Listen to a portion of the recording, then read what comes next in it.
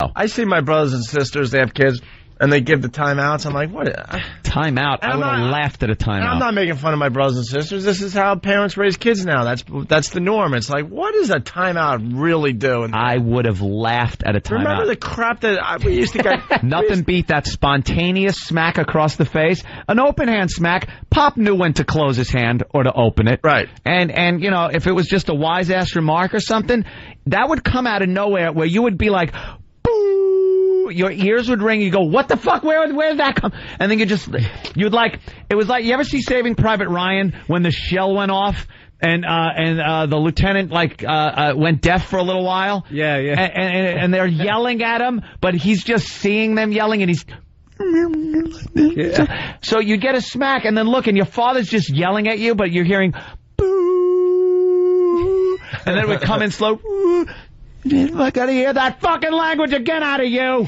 Oh my! Do what I say. Yeah, do as I say, not as I do. You make a really good point. He knew when to have an open hand. Oh yeah. Very rare with the closed fist. Very rare. I got the closed fist once. Light. He knew to pull the punch too. Right. Oh, Dad loved me. I mean, but he knew when to pull the punch. We got hit with wooden spoons, hot wheel track. Mom was a prop pack when it came to. She was a hack prop act. My mom was the Carrot Top of beatings, but she would always pull out props. But they just knew how hard to go. Dad had one prop, the belt. Now it's a timeout in a corner. Doesn't work. My father would put me in a figure 4 leg like Greg Valentine, the leg locks. Greg Valentine. Greg the Hammer, and then we just laugh at how homoerotic it looked.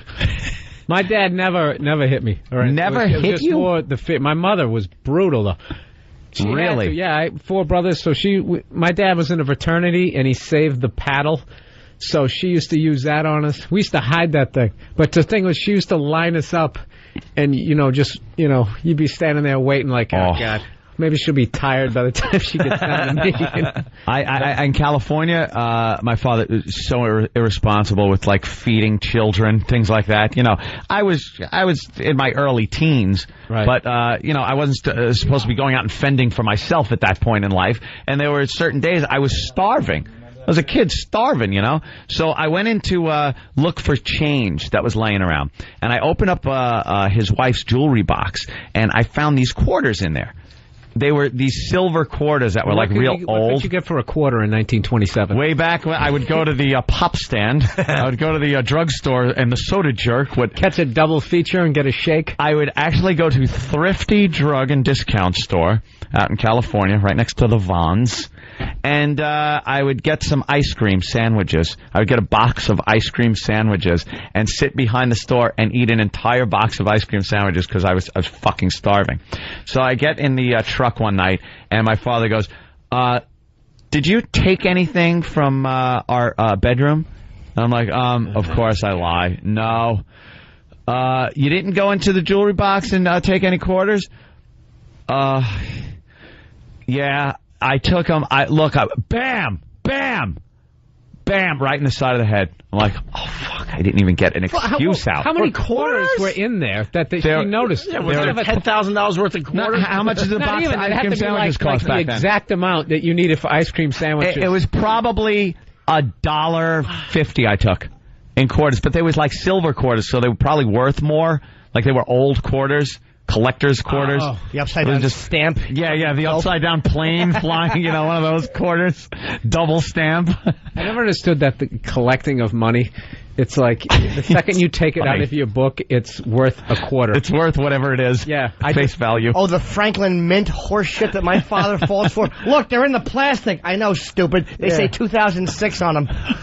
Yeah. Take 5 of those and get some ice cream sandwiches. I knew this was coming in. My brother Scott on timeouts. Timeouts do nothing but give the parents a bit of peace and quiet. Yeah, that's what a timeout's for. They even know. They even know. They're like, well, at the very least, we could get a little silence in the house. I told, to finish up that story, yes, after the ringing went out of my ears, I had explained to him why I took the quarters, and I know he believed it in his head, but he didn't want to, fess up to it. I said, I was starving. I bought ice cream sandwiches. And he goes, no, you didn't. You bought more of those goddamn model rockets. Because I was into model rocketry as a kid. That's like always trying to like, and I bought learn. one for $1.25. And I bought one for $1.25. Pop, is that what they're going God for? forbid you were into model rockets. It could have led to NASA. You could have been on one of these space I shuttles. could have been an astronaut. But Dad, But I got a slug in the face for a fucking ice cream sandwich. And you know something though? Like I said, I know he knew I fucking bought food with that because I was starving, and he knows I didn't eat. Why were you starving all the time? Because the fucking horses had to eat, and he needed 40 of Budweiser to hang out at the stable with the Chateau Reyes and get hammered. I'm just picturing bare feet, overalls, dirt road. Anthony's really opened up about his relationship with his father in the last year. It's been very interesting. Was just a mess out there. Oh, have you ever gone to therapy? No. Every time I go to therapy and I try to tell the childhood stories, I just start laughing.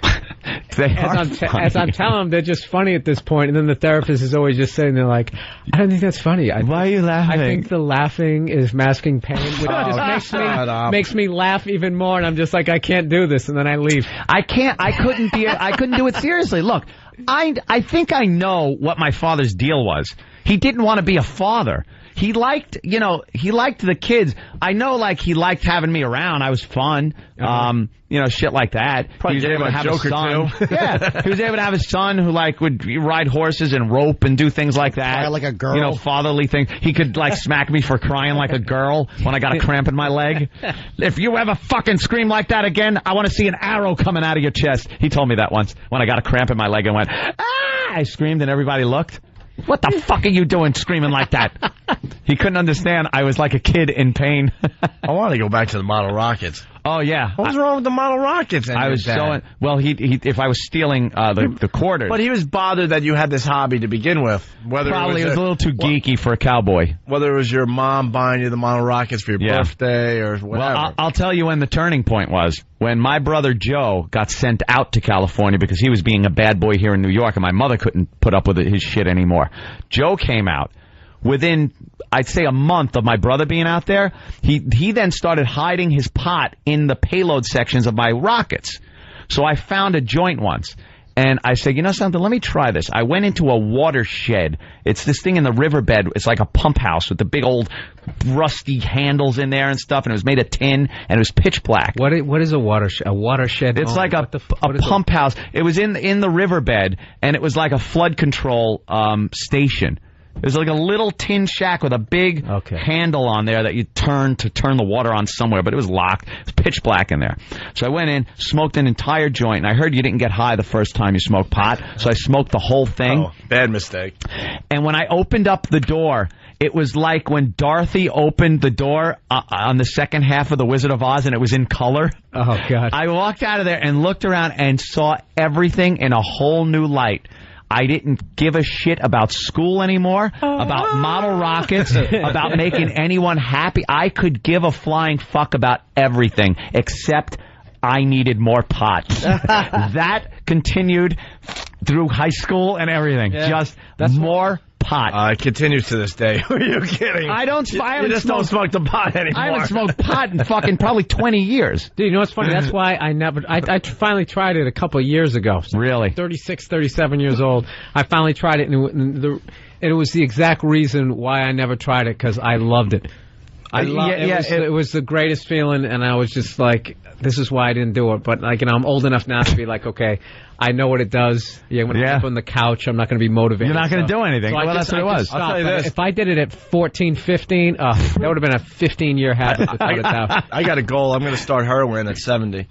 That's probably the best time to do it. I'm serious. Dude, 70-year-old heroin addict. You'll be shredded. I know, man. Shredded. That's going to be cool. Nice. My brother got caught with weed on him, though. Yeah. In California, and he was being sent out there for disciplinary reasons because he was fucking up here in New York with living with my mom. So my father immediately went like, all right, Joe's fucking up. I got to be the disciplinarian. So I'm not even going to try to fake it and be nice.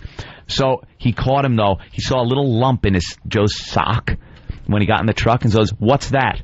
And Joe's like, nothing. Let me see what that is. Oh, look, I'm holding it for a wham! Pot. He had pot on him. And my father didn't even know. He was like, you're carrying around like it was probably a nickel. Probably enough to roll maybe 3 joints with. And he goes, probably why he hit him. You're going around with an ounce of pot on you? And you couldn't sit there and explain, no, Pop, an ounce of pot is like a lot of pot. Then you would show your education. But this is like a little. Like an ounce you see as being, bam!